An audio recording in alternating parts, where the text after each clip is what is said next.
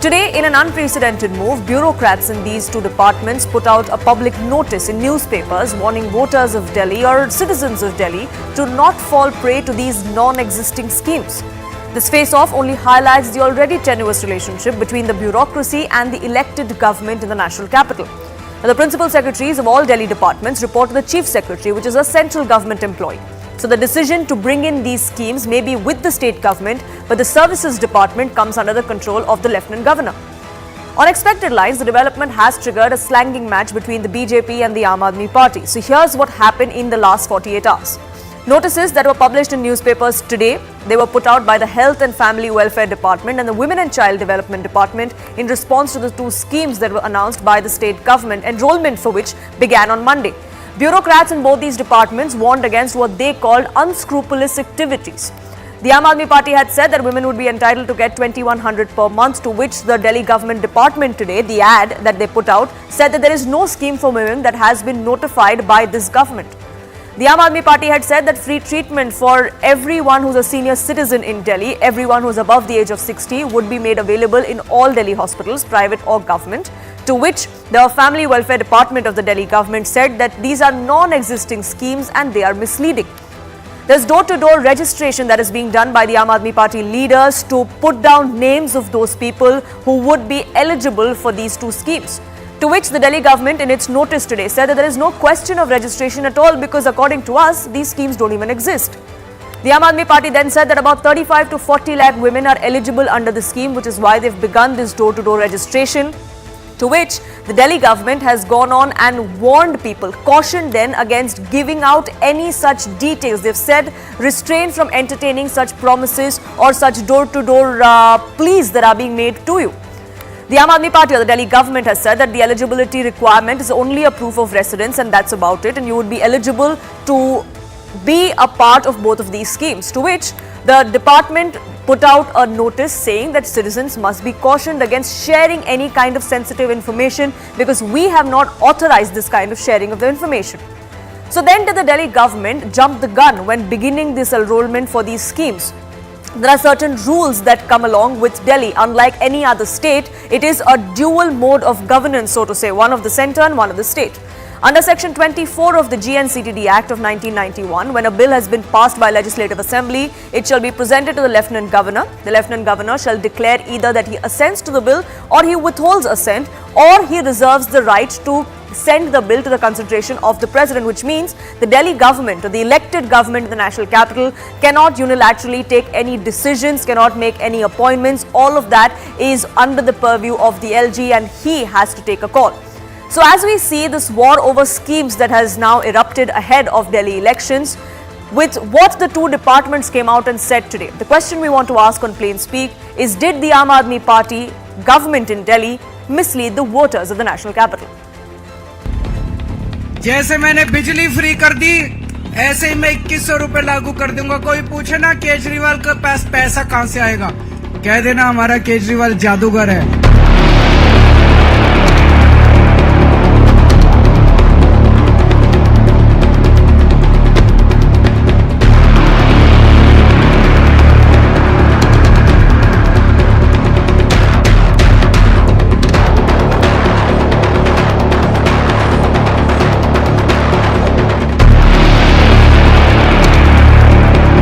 जो मर्जी नोटिस निकलवा ले, अफसरों पे दबाव डाल के झूठे नोटिस निकलवा ले।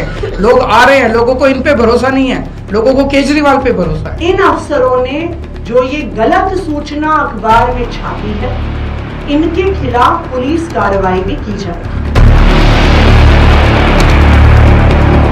अरविंद केजरीवाल, ये योजना जो आप दिखा रहे हैं, ये योजना नहीं है, ये धोखा है। तो अरविंद केजरीवाल को अपने इस कृत्य के लिए माफी मांगनी चाहिए जो उन्होंने दिल्ली की जनता को धोखा देने का काम किया। अगर कोई फर्जीवाड़े का राजा है पूरे देश के अंदर तो वो फर्जीवाल केजरीवाल है।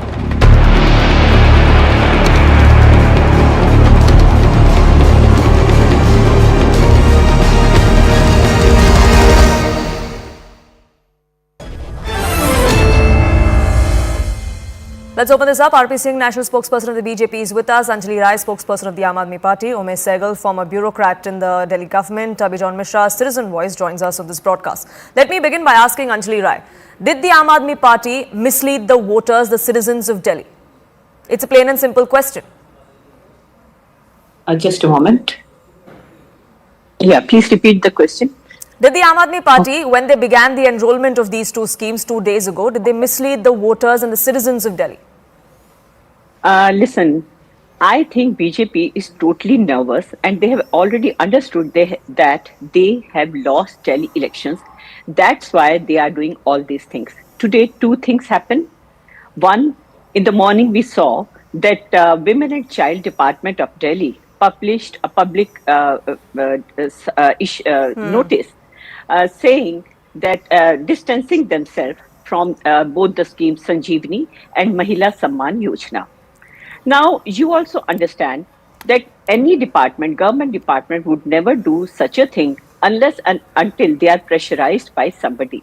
And these services, you as you also said, they come under LG/BJP. So somebody from BJP or the LG, I don't know, whosoever, they pressurize some officers to publish this, which is totally wrong.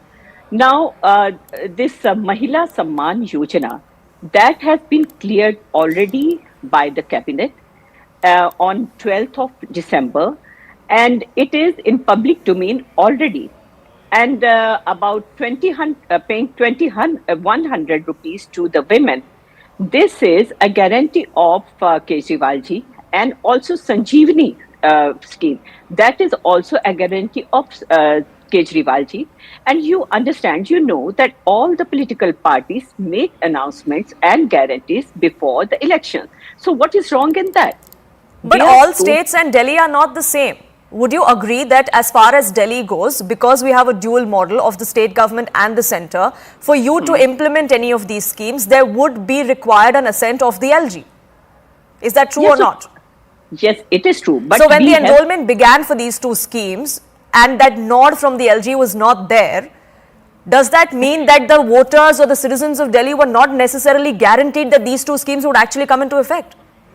No, you see, we have already fulfilled our promises. Most of the promises we have fulfilled, whatever Kejriwal ji had announced earlier. And we are sure that we are going to implement this scheme also. And we know that they are going to put obstacles in our schemes. But we are sure that we are coming back and we will get all these schemes cleared.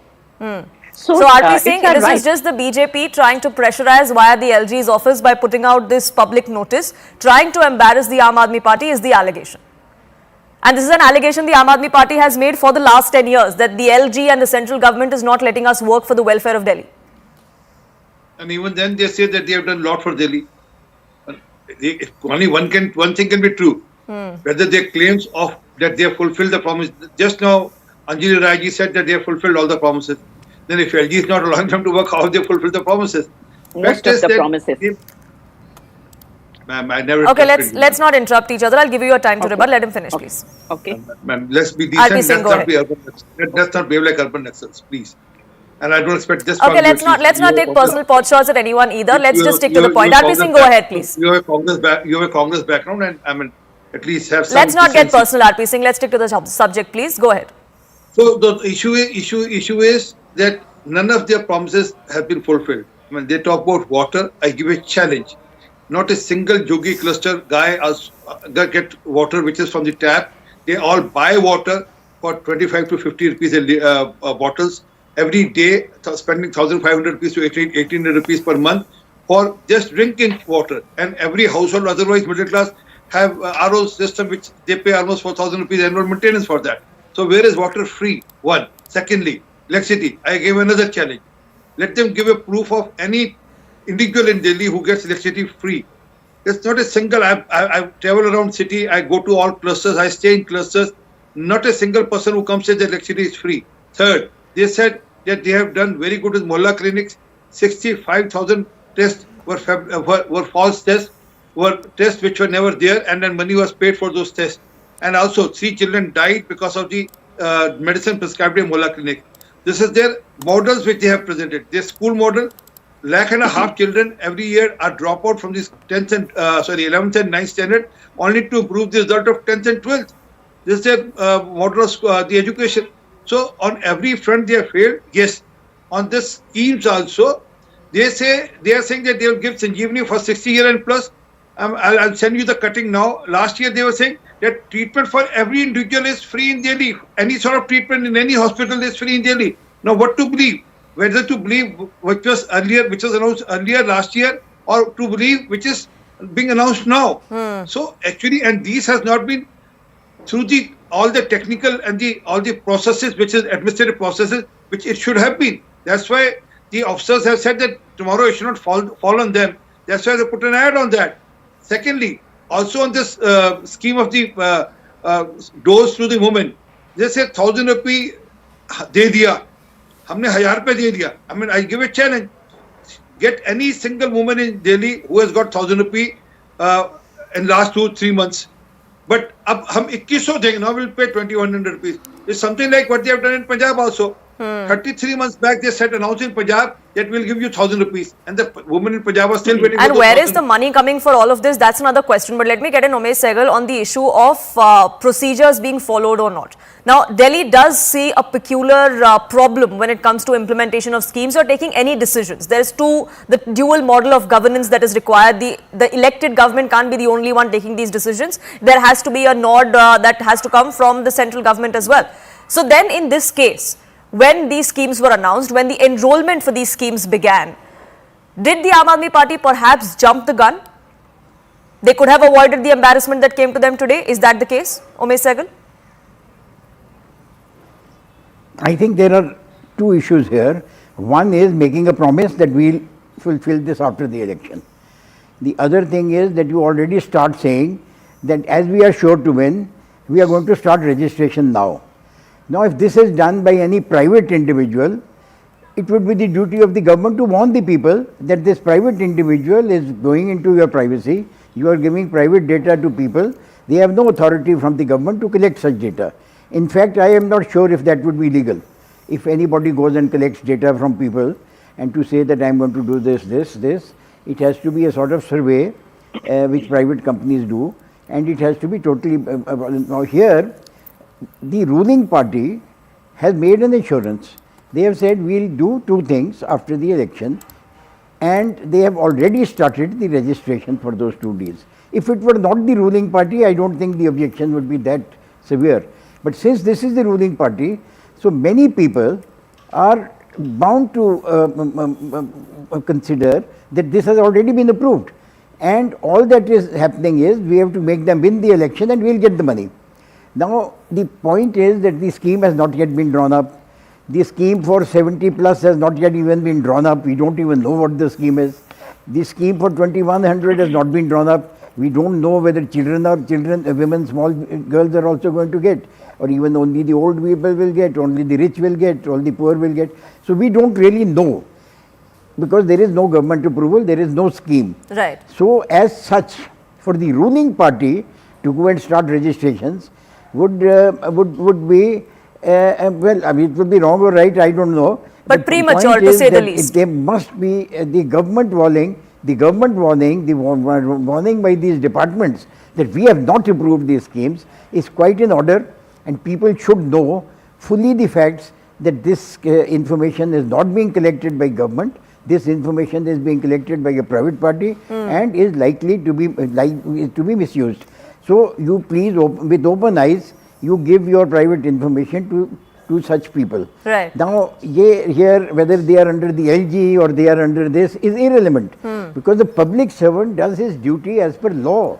Public servant does his duty as per the rules and regulations.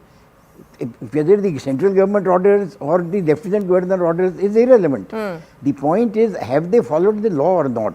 Have they done the right thing or have they not done the right thing? In my view, they have done the right thing by warning the people that there is no government approval to this scheme. So to say the very least, the Aam Aadmi Party government or the party in itself, say the very least, has been premature by opening up these registrations. Based on Mishra, does this impact the voter? Does this impact the citizen?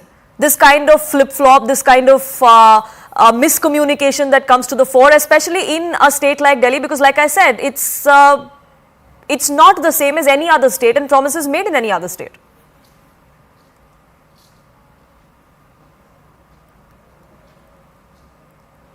Bejan Mishra? Can you hear me? Yes, go ahead. You see, my contention is very simple. It is a clear case where, as a law-abiding citizen, I would expect the Supreme Court to intervene. You know, these kind of illegal activities which keep happening regularly prior to the elections, you know, there should be a stop to this. And in my view, you know, the LG has taken the right decision by bringing out an advisory. But we as citizens, we like to understand the law ourselves, and the best agency to interpret and be able to tell us in terms of our constitutional rights as citizen is the Supreme Court. And we would expect the Supreme Court to take a suo motu cognizance of such activities which are going on prior to the elections, which are highly misleading, confusing, deceptive, and having, you know, misinformation being spread. We want that what is legal and what needs to be done by the political parties in terms of the ethics and code of conduct. I think the Supreme Court should intervene immediately, take a suo motu cognizance of what the activities are going on, and help the citizens to understand what is the truth, and then leave the citizens to take a decision in terms of the credible information being shared with the citizens in terms of what is going to happen. Because, you know, we have always found a lot of promises have been made. People make a lot of tall claims. It needs to be, you know, an evidence has to be created. We have to have evidence showing that whatever has been claimed that they have performed, who will say that? The person who is implementing it can't say that I am implementing it 100%. There should be a third party. There should be an institution which is neutral, whom we believe, who is unbiased, and who can be better than the Supreme Court. In my view, you know, such activities should come to a stop immediately, because we are totally confused as citizens that what is this going on in terms of making announcements prior to the elections and never fulfilling them. And it's really a race, because all parties seem to be indulging in that. And take the case of Delhi itself. We've seen the Aam Aadmi Party, the Congress, the BJP would soon be making such promises, is what many believe as well. And we've seen this in all other states too, that there seems to be a race to woo voters. Well, since there is no bar on that, legally that's not a problem. But Anjali Rai, legally, if we don't know what is happening to all the data that's being collected as enrollment of the scheme, that is a problem. And if the scheme if the scheme does not exist, which a former bureaucrat has also come out and confirmed, that it is, the department is well within its rights to come out and put such an advisory, because at the moment the scheme does not exist. So what is happening to this data? Where is it going, Anjali Rai? Listen, in Maharashtra also, BJP party announced a Ladki Behna scheme, and they started filling forms. Nobody objected that time. Why? And if we are doing here, I don't think there is anything illegal in this. And R.B. Singh ji, you were saying that no one in Delhi is having zero electricity bill. I would like to inform you that 34 lakh people are getting zero electricity bill. And whatever you said was issue of lies. So people will definitely answer you while voting. हाँ, वो देखेंगे और आपको बताएंगे कि कितने उनको फायदे हुए, कितने नहीं हुए. आप लोग बहुत करते रहे कोशिशें रोकने की. आपने दवाइयाँ भी रोक दी इसमें ताकि हम गरीब लोगों को ना दे पाए मोहल्ला क्लिनिक्स में. आपने बहुत कुछ किया, लेकिन फिर भी हम करते रहे और इसका आंसर आपको मिलेगा. लेकिन I would like to ask one question. What happened with Parvesh Verma ji? What was he doing while distributing the money? Don't you find anything illegal in that? I would like to raise that question. In what capacity was he distributing 1100 rupees to the women of clusters? And he said that it was his NGO which was distributing money, while when we checked, the name of the NGO which he mentioned doesn't exist anywhere. And the photo of Modi ji and this Amit Shah ji and Nadda ji was also on the form. So please answer me, what was that? Was that legal? What was he doing? We didn't do anything illegal, but tell me what was that which Parvesh Verma ji was doing? Was it RP Singh, on Parvesh behalf? Verma has come out and clarified, but the BJP has not said much about it. No, It does all muddy the waters, doesn't it? I have seen that NGO working in Gujarat way back in 2000. When there was an earthquake, the NGO built up houses under his father, Rashtriya Swabhiman NGO has built up houses in Gujarat that time. I mean, it's almost more than 20 years, probably 24 years now that this NGO has been working for welfare of the people. And if that NGO is helping women, what's wrong in it? But the point is other.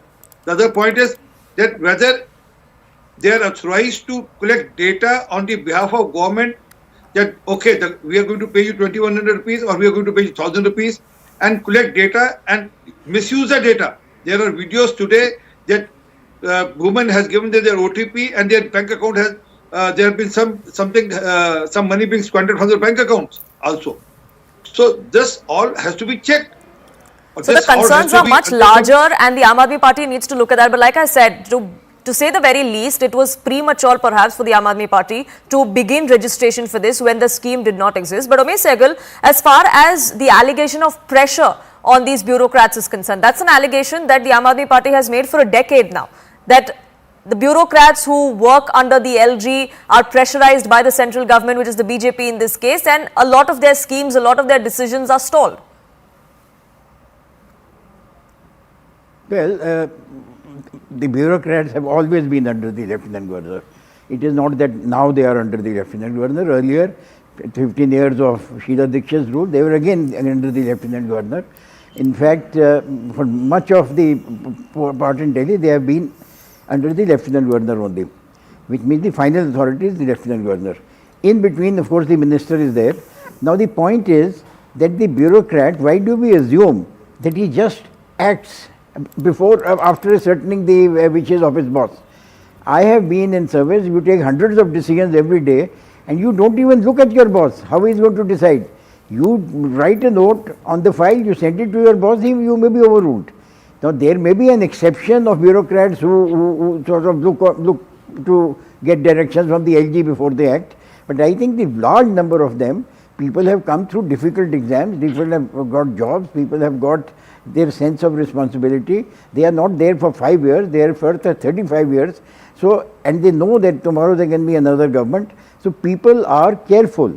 People are not that foolish. Bureaucrats are not that foolish as the parties seem to imagine, that just because the Lieutenant Governor, they are under the Lieutenant Governor, so the BJP can control them. I mean, that's ridiculous.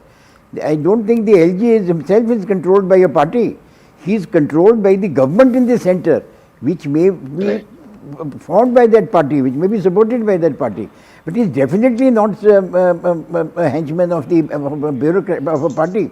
So to say that the civil servants act on the behest of a political party is a huge insult to the whole civil service, which has done yeoman service in the last 60-70 years. And just see how they act in floods, just see how the Bangladesh crisis was handled, just see how the wheat crisis has been sorted out when we had the problem in the 60s. You see, all major problems, the bureaucrat has helped the country. And the bureaucrats are the ones that are working behind the scenes without much fanfare, without much recognition for most of their work. But I want Bijon Mishra to have the last word. Bijon Mishra, will this ever stop in electoral democracy? Because like I said, it seems to be a race. No, it has to stop. Now this has to stop. We citizens are harassed. We citizens are pushed into such circumstances where we are unable to understand what is credible, what is not credible, what is truthful, what is not truthful. So there has to be an intervention by the Supreme Court. And I believe that because we have total trust in our judiciary. We have total trust in our Supreme Court. And we as citizens would always, appeal to the Supreme Court to intervene in such matters and put this in terms of our country to stop such activities to go on prior to the elections. Absolutely. So, irrespective of which party wins or loses when the results for any elections are out, it looks like ultimately the voter could end up being the ultimate loser, because there are promises that are made that are not fulfilled. There are promises that are made that won't be fulfilled because certain parties don't come to power. But it is the voter that needs to be supreme, and that's something that politicians should keep paramount as far as electoral democracy goes. I have to leave it there. I thank you all for joining us here on this edition of Plain Speak.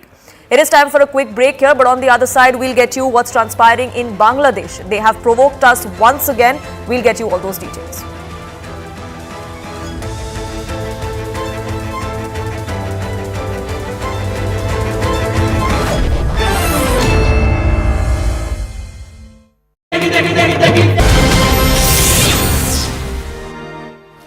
Hello and a very warm welcome. Thanks for tuning in to CNN News 18. A Merry Christmas to one and all. For now, we quickly shift our attention to a CNN News 18 exclusive that's just come in. Details of the same on your screens, viewers. CNN News 18 exclusive. Pakistan airstrikes have killed 20 in Afghanistan. The Afghanistan government says they will retaliate. According to the Afghanistan government, airstrikes have killed only civilians, and they've also called these unfortunate strikes. This happened at a time when talks with Pakistan's special representative have been ongoing in Kabul. So this is the latest bit of breaking news update coming in. Some of those visuals also that we'll try and put out in just a bit. But going across to Siddhant Mishra joining us with more details. Siddhant, you know, with the Afghanistan government very closely monitoring the situation, tell us a little bit about how they're viewing this, and most importantly about what we know with regards to these airstrikes in Afghanistan. Well, Pakistan airstrikes killed 20 in Afghanistan. In fact, the Afghanistan government says that they are going to retaliate. This perhaps escalated tensions between Afghanistan and Pakistan. In fact, the airstrikes killed civilians. This is what is being reported. Strikes happened at the time when talks with Pakistan's special representative Misuse was going on in Kabul.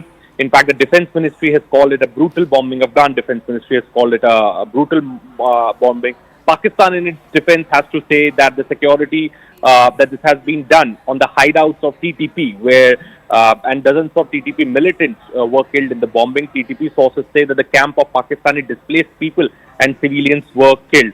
Earlier, Pakistan's special representative met Sirajuddin Haqqani and Mustaqi in Kabul. So perhaps there are two versions that we are getting right now. Afghanistan has to say that the civilians have been killed in the brutal air bombings by Pakistan. Pakistan has to say that the TTP hideouts have been hit. Now, Pakistan always had issues with TTP because Pakistan security sources say that TTP is responsible for most of the blasts that have taken place in Pakistan in last 1 year or even more than that. So the TTP targets were struck, but Afghanistan has to say that the civilian targets were hit by the Pakistani forces. And interestingly, it happened when the special representative talks was going on in Kabul. It would really be interesting to see that how situation unfolds here onwards. But right now, this has escalated tensions between in the AFPAC region. Okay, there's most certainly an escalation in the tensions between the two. Already there were tensions that were simmering. Siddhant, given the presence of Pakistani militants in Afghanistan, from that to finally, reaching a point where we see these airstrikes, at least 20 of them in Afghanistan, Pakistan airstrikes being carried out. You're telling us about the version coming in from the Afghan officials, but what about Pakistan? Anything?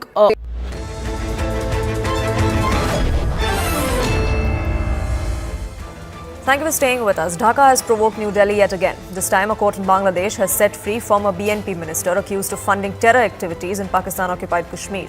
Abdul Salam Pinto has helped in the recruitment and training of terrorists from POK.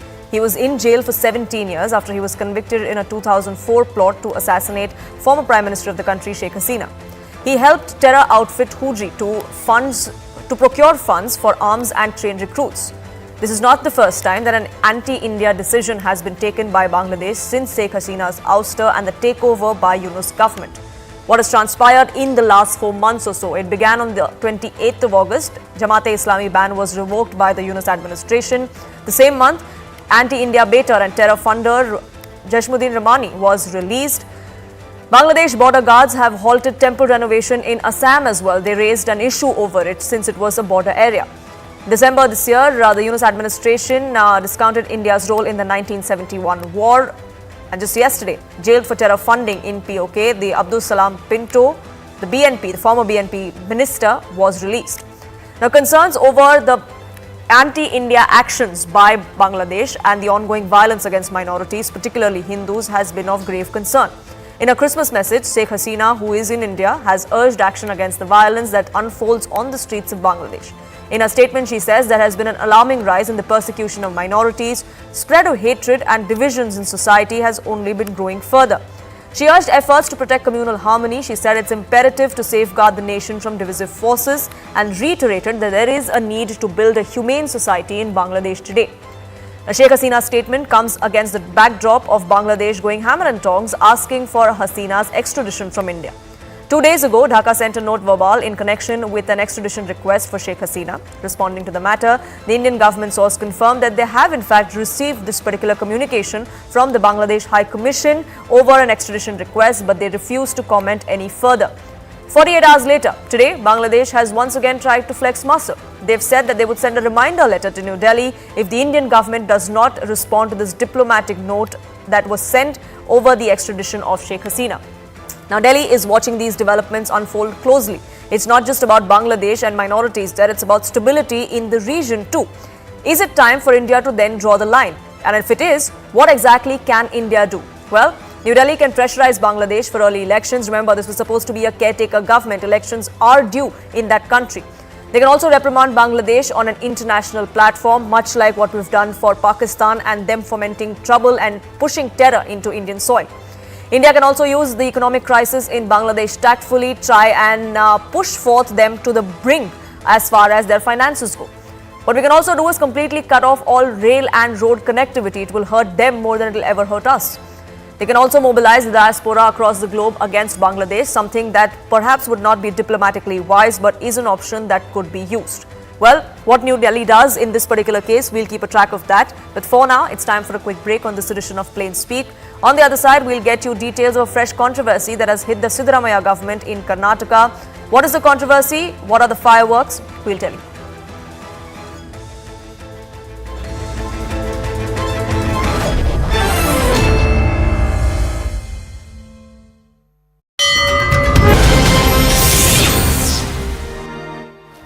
Hello and a very warm welcome. Thanks for tuning in to CNN News 18. A Merry Christmas to one and all. For now, we quickly shift our attention to a CNN News 18 exclusive that's just come in. Details of the same on your screens, viewers. CNN News 18 exclusive. Pakistan airstrikes have killed 20 in Afghanistan. The Afghanistan government says they will retaliate. According to the Afghanistan government, airstrikes have killed only civilians and they've also called these unfortunate strikes. This happened at a time when talks with Pakistan's special representative have been ongoing in Kabul. So this is the latest bit of breaking news update coming in. Some of those visuals also that we'll try and put out in just a bit. But going across to Siddhant Mishra joining us with more details. Siddhant, you know, with Afghanistan government very closely monitoring the situation, tell us a little bit about how they're viewing this and most importantly about what we know with regards to these airstrikes in Afghanistan.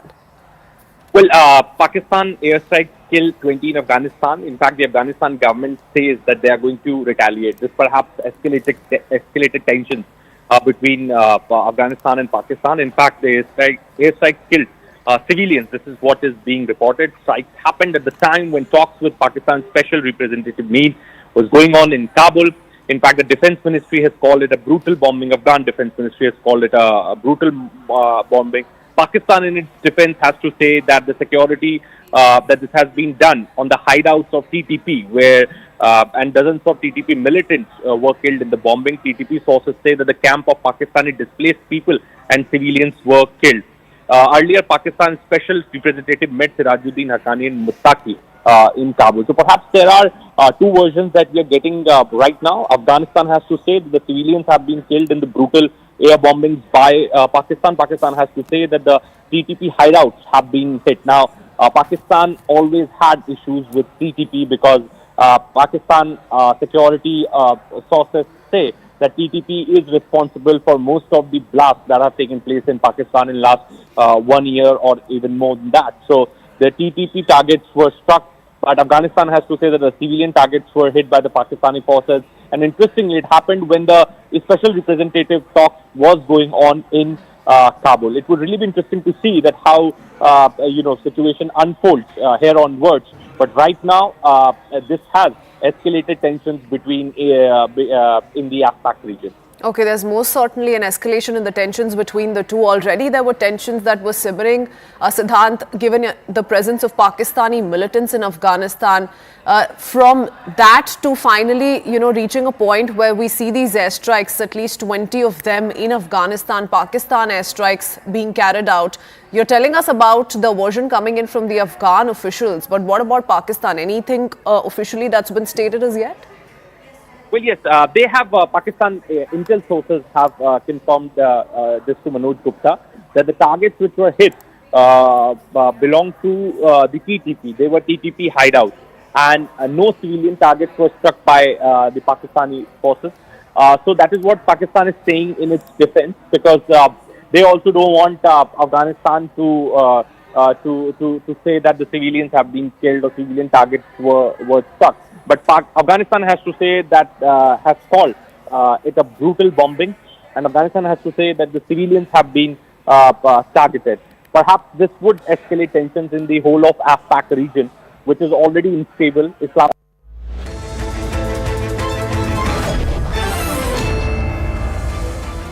Welcome back. You're watching Plain Speak with me, Poonam Burde. The Karnataka government finds itself in a difficult position as they race to fulfill all of its 5 pre-poll guarantees. The state's Legislative Committee on Scheduled Castes and Scheduled Tribes Welfare has now taken exception to how much money the state government is utilizing from the SCST budget overlay for its guarantee schemes. The committee, that's headed by a Congress MLA, has pointed out that the data on SCST beneficiaries of some of these schemes was not even available. A report on the expenses of these guarantees was tabled during the winter session of the ongoing State Assembly in Belagavi by a 20-member welfare committee. They've now made certain recommendations. Let's look at the numbers to get a sense of what the issue really is. Now, last year, the allocation for the SCST welfare in the state stood at about over 35,000 crore. It has been increased to over 39,000 crore in 2024. But of the allotment to the welfare of scheduled castes and scheduled tribes, 14,730 crore rupees is being used for these guarantees. That comes up to about 28% of the overall expenditure of 52,000 crore on guarantees just in this 1 year. Now, the committee has recommended that the government utilize no more than 24% of these funds to finance their own guarantee schemes.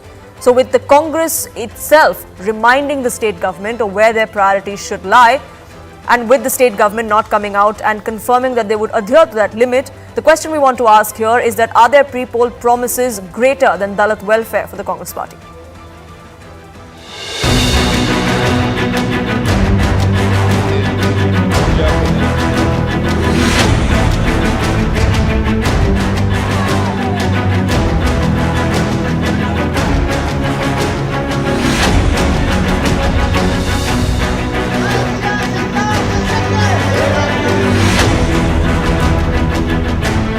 Committee headed by Narendra Swamy questioned the authority of the government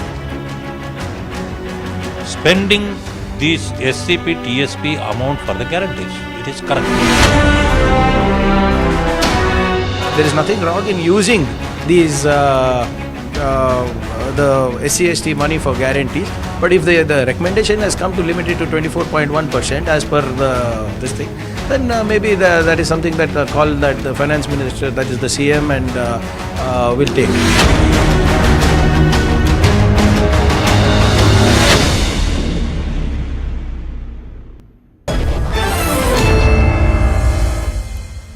Joining me on this edition, Sudha Halkai, spokesperson of Karnataka BJP, Syed Asad Abbas, political analyst, backs the Congress. R.K. Upadhyay, senior journalist, joins us here. At the outset, I'd like to say that the Congress was invited to be a part of this discussion, but has refused to do so. So, Syed Asad Abbas, let me ask you this. Now, with the Congress from within their own party is seeing objections to the kind of expenditure that is made from one particular fund to fund their guarantees, should the Congress go back to the drawing board and see how exactly they're going to do this? Poonam ji, I've always believed, in the world of politics, media, and of course celebrities, I've always believed with great power, there is great responsibility and equal accountability. Be it any political party here or the leader involved or in governance, of course, there is responsibility and accountability which comes in. Now, I'd like to present to you two facts. The fact of the matter is, as per the recent statement by DK Shiv Kumar ji, who is the Honorable Deputy Chief Minister of my beautiful state of Karnataka, he has stated that the National Commission must be ashamed to make this statement. Why so? He said this is as per law. He also stated that there is nothing illegal about it. As a matter of fact, even if you look at the precedents of Karnataka, many a times there have been JDS government, Alliance government, BJP government. Many a times the corpus has been used by varied governments, where we've had Basuraj Bommai ji. I just want to correct you there. You were quoting DK Shiv Kumar about the National Commission, but this is not the National Commission that has said you should limit it to 24%. It's the state legislative committee that has come out and said this. This was headed by a Congress MLA, not by a BJP or JDS MLA. I will answer that. Poonam ji, of course, it is the National Commission. In fact, if you previously go back to my statement, I mentioned the National Commission and not the State Commission. If you allow me 30 seconds time, I will come to the State Commission as well. So he said, yes, the National Commission on this front must be ashamed on this, because Andhra Pradesh and Karnataka are the only two states in India which have allocated these funds exclusively for the SCs and STs. Now, coming to the State Commission, yes, the State Commission has advised that not more than 24% needs to be used or allocated for the guarantee of 5 schemes. So therefore, if you look at Priyank Kharge ji, who is also an honorable honorable minister here in the government of Karnataka, has stated that yes, the finance minister and also the chief minister will look into it and abide as per the law and order. But if you look at the front, technical front or the legal front, there is absolutely nothing illegal about it. This has happened in previous governments, so it is happening now. And the 5 welfare state schemes that are taking place, it has been existence since 1 year of inception, and not one scheme has been stopped. And if you look at the front, all 5 schemes have been successfully implemented. None of those schemes have been stopped, but has that come at the cost of welfare of scheduled castes and scheduled tribes? Because that's a concern that the legislative committee seems to be raising. Sudha Halkai, the Congress says that we're well within their rights to do this, because as per the law, as per the technicality that even Syed Asad Abbas was pointing out, is that the cap is 50%. We're well below that anyway. And even if it's higher than what is recommended, even the BJP does it. So who is the BJP to turn around and ask us questions, says the Congress? The Congress has set a very bad presidential mark on misutilization of the essential funds, that is the SC, SP and the ST, SP funds, which is supposed to be used for the upliftment of the socio-economical section of our Dalit brothers and sisters. The Congress should be ashamed that they're doing an unconstitutional act by doing so, by misutilizing them. And they justify and they blame the legislative committee, which is proving, when they pinpoint that you're not supposed to do this, they blame them. Absolutely, Congress is violating all the rules of the law today, not only in this section, but in all the sections. Let me tell you, this committee, this SC/ST corpus funds, it is kept for the economical, socio-economical upliftment of this, and this is the most community where it has the lowest socio-economical status, and 1/4 of it, they don't have, less than 1/4 of these people have their own lands, and in this was formed so that this socio-economical committee, they'll be in par with the other communities, but utilizing these funds for the guarantees, that is, almost 14,730 crores have been utilized out of 39,150 crores. And out of 52,000 crores of the guarantees which they're supposed to give, this cost about 28% of the amount what they used for the guarantees. Who gave them the rights to do so? They don't have any rights to misutilize the funds of the SCST brothers. No. Can I answer that, ma'am? Okay, Syed Asad Abbas, sure. No, absolutely. You're not supposed to speak on this. You're not, and they have violated all the Sure, so they have, I don't think they violated any law. Like I said, there's a 50% cap. So in terms of staying within legality, the Congress seems to be doing that. But Asad Abbas can that question still be pushed aside completely by the Congress party, that the motives, the intent of the government would still be under question. These funds are meant for one specific purpose. And like I said, it is from within the Congress that now questions are being raised of why these funds are not being used for their own welfare. The fact of the matter, the Bharatiya Janata Party spokesperson, And in the Shakti scheme also there is no... Sudha Halkai, just a second, please. Sudha Halkai, just a second, please. Let him finish. Ma'am, it's not fair. Poonam ji, I request you to go ahead. Moderate this Go on ahead. this front. This is not fair. I just did that. Please go ahead. Thank you. I appreciate. Kindly do so in the future as well. And please, my time is very important. Do not interfere, BJP spokesperson.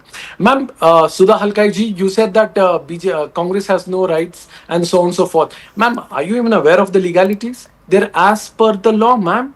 They have the rights. They are in governance. And so shall they do it. Also, as a matter of fact, I'll get you in just a second. Let him finish, please. Let's not speak over each other. It doesn't help. It doesn't help the debate. Let him finish. I'll give everyone their time. This is not fair. This is like two BJP supporters over. Go ahead.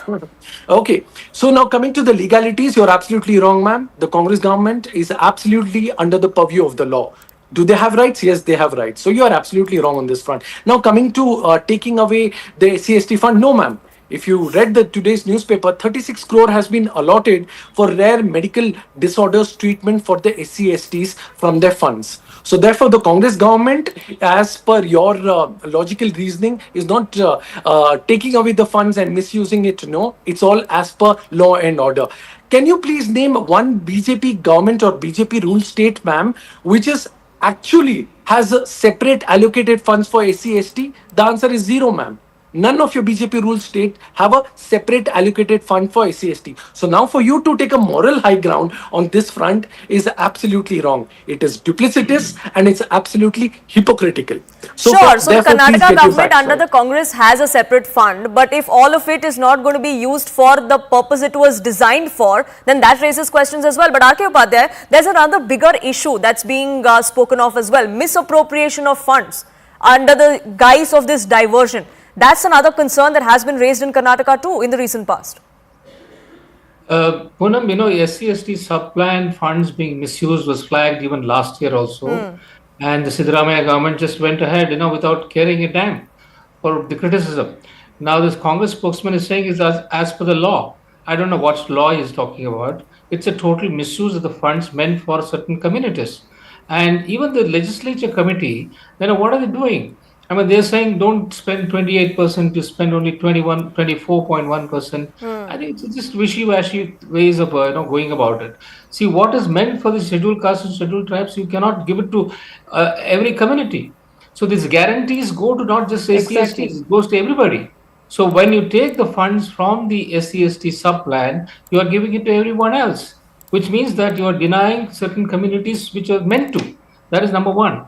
And number two, I think just a couple of days ago, the Union Finance Minister pointed out how the SCST funds were being misused in Karnataka. I mean, she made a statement in the Lok Sabha, and Mr. Siddaramaiah was on the mat. I mean, she totally exposed how the Karnataka government is misusing all the funds meant for the SCs and STs. And this has been going on for a long time. And this is not the first time. And then you also have this, question of lack of will among the SCST leaders. See, we had leaders like B. Rachaya or, and all this K.H. Ranganath, who were really tall SCST leaders who would not have allowed this kind of a misuse of funds. But now Congress is bereft of, those kind of tall leaders. Now you only have, flag bearers like Kharge, Junior Kharge, who only talks about, what is irrelevant in Karnataka. So I think the Karnataka, the Siddaramaiah government should realize that they have to find funds, in a legitimate manner, not just take it away from, what it is meant for. Can I please? But as far as the law is concerned, R.K. Upadhyay, like I pointed out, the cap is 50%. So they're technically not in the wrong if they're wanting to divert these funds. Yes. No, Poonam, I don't think that you cannot, I don't think you can take it from the SCST sub-plan. That is the whole issue. No, they cannot, Poonam, they cannot take it. Projects. Can I come It's not meant for, the subsidies. No, Asad Abbas, go ahead. Yeah, sir, you're absolutely wrong on this. It is not me who's saying this. It is the Honorable Deputy Chief Minister, Mr. D.K. Shivkumar, who stated this. Well, if you find any illegalities of this, please go ahead with your counsel, file a case against them. But you may, Congress government and the law does not work as per your thinking, sir. It works as per the legalities. And The Poonam ji, legislative myself Sure. guarantee you- Legislative committee holds But many but people Asad decided Abbas, by the sure, Congress Asad Abbas, committee. legally, like I've been saying right from the start, legally the Congress may be in the right, but does it send the right kind of message? Especially Absolutely right since, kind of message. especially And- since somebody from within the own Congress party doesn't seem to be convinced with that messaging that you're sending. There are the tallest leader of the Congress where is party, or Mallikarjun one of the Kharge ji? Why tallest he is not leader speaking of about the India. Dalit rights along of with Sudha the- Halkai, just a second, please. Brothers and sisters. That one wrong thing which R.K. Upadhyay ji got is, respected sir, one of the tallest leader of India today after Prime Minister Narendra Modi ji in the Congress party is Mallikarjun Kharge. Sir, he's from the SCST, and you're saying they're bereft of SCST leaders? One of the largest party of India leader is spearheaded by SCST. No. Even the minister, He's no longer in Priyank state Kharge is politics. SCST. Now But let me come to sure, the technicality. but- Now allow me, sir. I did not interrupt you. 30 seconds. Asad Abbas, allow me. 30 seconds to respond to Thank what I you. asked you. Thank you, ma'am. Now they are saying, why is the Congress party taking away money from the SCST fund and so on and so forth? Let me quickly show the hypocrisy of the BJP. Siddaramaiah in his recent interview said, what moral right do BJP have to question our commitment on Sure, the development BJP of may not have the SCST? right to ask you that. But like I Allow me, said, allow me. the Legislative Just 30 Council, seconds, the ma'am. committee that has 30 asked you this seconds. is headed by a Congress MLA. Yeah, 30 seconds. When the BJP So if you government can't came convince to power, your own Ma'am, party, you're not then what giving- is about ma'am, you're not convincing? giving Because my you're not 30 answering my seconds. question. 30 seconds, ma'am. 30 seconds I'll answer. No, 30 you're not seconds, answering please. my question. Ma'am, firstly, there are two on the panel. This is an He will uneven not panel. answer and also. It's not an uneven He'll panel. just The bite Congress it. was It is, invited to be a part of this panel. And They also you're refused not to. They allowing refused to me. participate. You are doing the You're not Congress job, allowing no, me. No, I boss. was not aware that there's going to be 2 versus 1. So allow me my time. Go Allow ahead. me my fair time. I'm giving you your Allow time. me my fair time. I just Allow want me you to answer fair my time, question. please. Allow me my fair time. I'm please. giving I will it to answer you, 30 Asad Abbas. If seconds. you could just stick to what I'm asking If you, could you'll give get all me the time. 30 seconds. If you could give me 30 Please, seconds. go ahead. ma'am, 30 I will seconds on answer the 30 clock. seconds. Yes. Uninterrupted, please. Thank you. When the BJP government came to power, the allocation for these communities, SCST, came down to 26,000 crore. Siddaramaiah ji has again raised it to 39,000 crore in the recent budget. So now tell me, who is against who? Ma'am, Sudha Halkai ji, you said that the Congress government is taking away. Why, ma'am, did you reduce the SCST funds by 14,000 crore? You are the friends of SCST. Now can you answer me?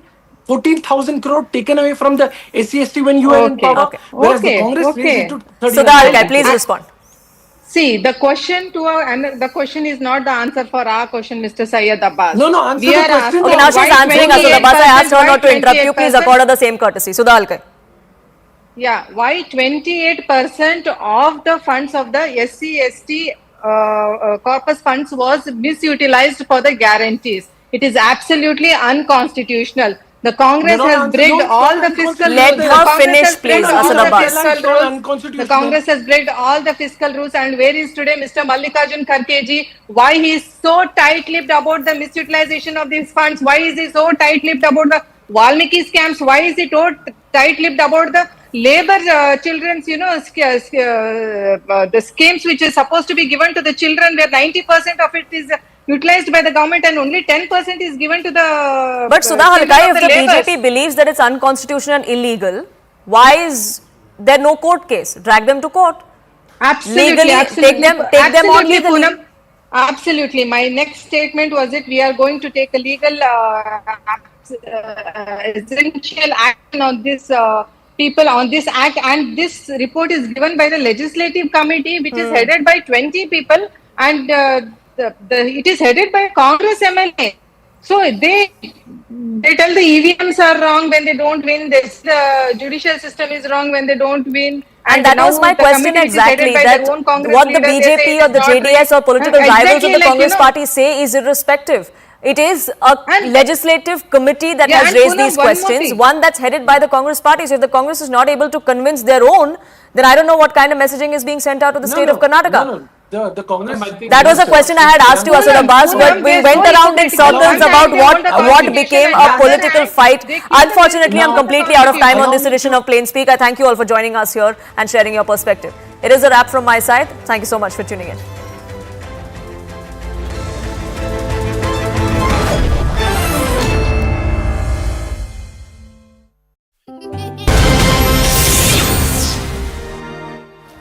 Hello and a very warm welcome. Thanks for tuning in to CNN News 18. A Merry Christmas to one and all. For now, we quickly shift our attention to a CNN News 18 exclusive that's just come in. Details of the same on your screens, viewers. CNN News 18 exclusive. Pakistan airstrikes have killed 20 in Afghanistan. The Afghanistan government says they will retaliate. According to the Afghanistan government, airstrikes have killed only civilians, and they've also called these unfortunate strikes. This happened at a time when talks with Pakistan's special representative have been ongoing in Kabul. So this is the latest bit of breaking news update coming in. Some of those visuals also that we'll try and put out in just a bit. But going across to Siddhant Mishra joining us with more details. Siddhant, with Afghanistan government very closely monitoring the situation.